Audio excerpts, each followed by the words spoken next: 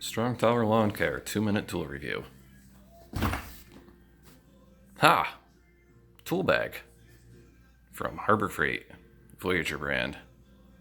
Is it worth the $10? Well, I don't know. That's up to you. But I'll tell you what I think. After about a month and a half of light use, handles, they're pretty comfortable. Got a little extra padding at the top. The straps themselves are firmly attached to the bag in multiple locations. And they're reinforced all the way around to the bottom. The outside of the bag has 3 handy pouches with hemming on top. I use them to stick Sawzall blades in when I'm doing a project, oftentimes. The zipper is large, and even wearing heavy work gloves, you can easily open it.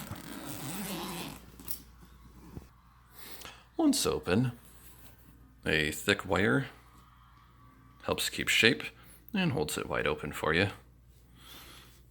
As you see, this is a pretty heavy load. Impact driver, a couple batteries, and a Ryobi Sawzall. Gives me plenty of room for extra batteries, extra blades. There are 3 pockets on the inside. I do apologize for the lighting. I'm not really a YouTuber, per se.